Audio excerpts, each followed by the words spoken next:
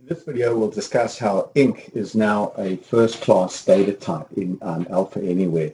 So you can see here we have a simple UX component that is data bound over here to a table in a MySQL database called ink. And if we look in that MySQL database, we can see that the ink table has three fields, one called ID, one called name, and then a field called ink, which is a long character field. And if we go to the form view, we can see that the data in this ink control basically is this character data here with some JSON settings, and then underneath that basically a whole bunch of text that is just looks like random code, but is actually, in actual fact, is the ink data. So now if we go here and we look at this component, we see that we have just a field called ID, another field called name, and then a field called ink, but we set the control type of this field to be the ink control type. So if we go ahead now and we run this, we can see there's the first record in our database, and then here's all of that ink code, that text in that ink field rendered as ink. So if we go to the next control, there's the next field, and then there's the next field. So let's go ahead now and create a new record. So we'll just call this, say, Delta. And then we'll start drawing on the ink control. So here's our ink, and then let's go and change our pen to, say, a red pen over there. And now you can see that the size of the ink page that we have is quite large. And so we can specify where on the page we want to be drawing. So we can go there and change our pen color, and then go over there and continue drawing. And then we can use these special controls here to move the selection rectangle around on the screen. So this is allowing us to move our selection rectangle. We can also change the zoom level. So basically now we're editing more of the ink at once. So we go there. And at any point in time, we can go and do undos and redos to redo what we've done. And now you can see that this record is now dirty because we've made some edits to it. So now if I go ahead and hit the submit button and then look at the SQL that got executed, we did an insert, and we inserted into the SQL table, we inserted this ink data over here. So if we go back now to our SQL database here, and let's switch back to the grid view and then do a refresh, you'll see there's this new record that we added, and then there's the ink that was added. So basically what we've shown here is that ink is just a built-in data type that Alpha understands. So basically here's the ink control displaying this ink. And just as we can display it on a UX component, we can also go ahead now, for example, and print out reports. So if I go here and preview this report, you'll see there's the report showing the data that we have, and there's the ink being displayed. So let's go back now and take a look at how the ink control was added. So we're going to go now and create a brand new UX component that is data bound. And as we go through this process, we'll basically select the SQL table to bind this UX component to, and then we'll go ahead and configure the ink control editor. So we'll start out here with an empty UX component, and we'll go over to controls, text box, and then we'll just use this genie here to basically create our data bound UX component going against our MySQL database over there, and selecting the ink table. And we'll go ahead now, and this is going to basically go ahead now and create a data bound UX component. You can see if we go to data binding, this component is now bound to that MySQL database. So let's pause now and pick this up in the next video. So now that we have our data bound controls here, let's go and put some buttons on here. So we'll go here and we'll say we'd like some record navigation buttons. So we'll go there and choose record navigation. Then we'd like a button to add a new record, and then we'd like buttons to submit data. So we'll go there and choose submit reset.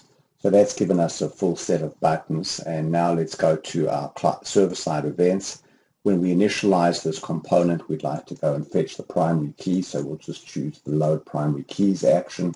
And then when we submit the dialog, we'd like to basically write the data back into the SQL database. So we'll go here and we'll say save the data, and we'll specify that after the save action, we'd like to just edit the record that was just submitted.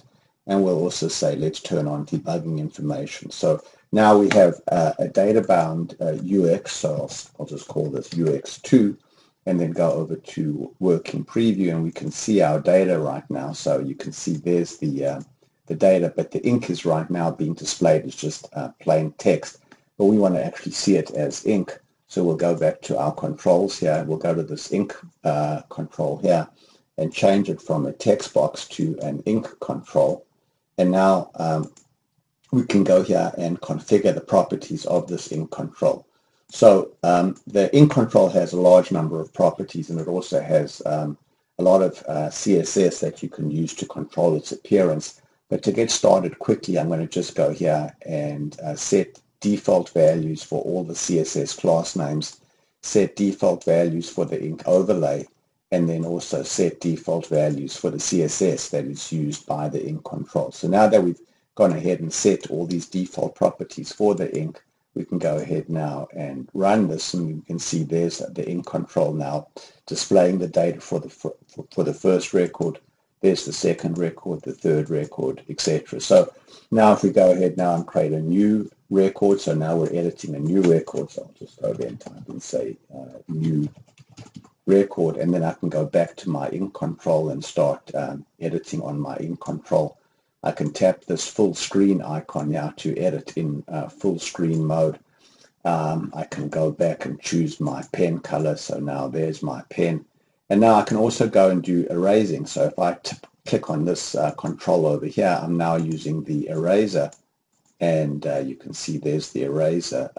Now this, and then of course I can go ahead and undo that. Now the size of the eraser can be controlled by holding down on this, and as I drag my mouse or my finger on a touch device, you can see the little box there getting bigger or smaller. So that indicates the size of the eraser. So if I want to basically erase with a very small point, you can see now I'm using a very small point. And so now as I erase, I'm just using a small point on the eraser. But if I go here now and use a much bigger point, now I'm taking a really broad brush to the eraser. Now let's go ahead and undo. Now also when you start doing undos and redos, if you hold down and then just drag to the left or the right, basically you can undo the stack one item at a time without having to continually press the undo button repeatedly. You can just hold and drag, and that lets you basically move through the undo stack or the redo stack. So basically you can do both of that, both undos and also redos. So that's a really powerful feature. And you know, as mentioned, this is just a regular alpha data type that alpha understands in the UX component and also in the report writer. So in the next video, we'll show how we go ahead and actually build a report to print out ink. So we're showing now how you can use a data-bound UX component with an ink control to capture ink.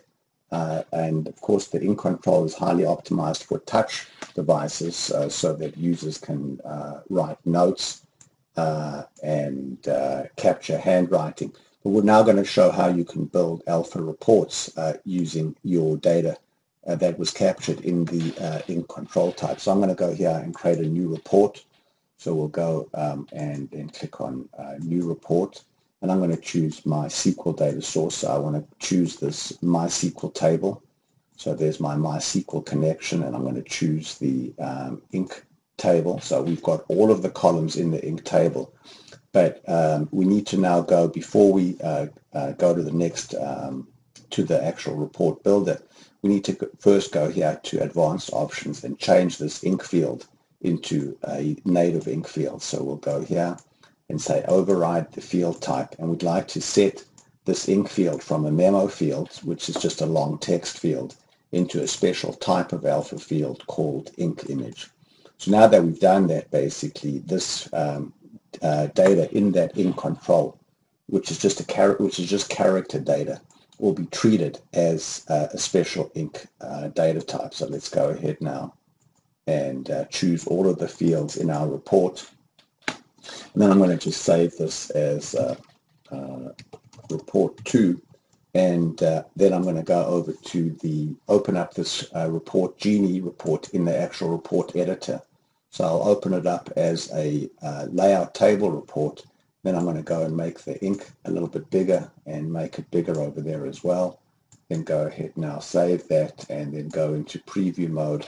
And you can see now there's the 4 records that we have with the ink control data being printed out just as a regular SVG image in the report. So what we've shown in this video is how ink is a special alpha anywhere data type that can be stored in character fields in a database. So it's not stored as a bitmap, but it's actually stored as a vector diagram, which means that it's going to scale really well when you display it as higher or larger sizes. And of course, because it's just character text, it's very compact. It's not like storing a bitmap, which is going to be quite large, relatively speaking. The ink is just a very efficient data format. So thanks very much for watching.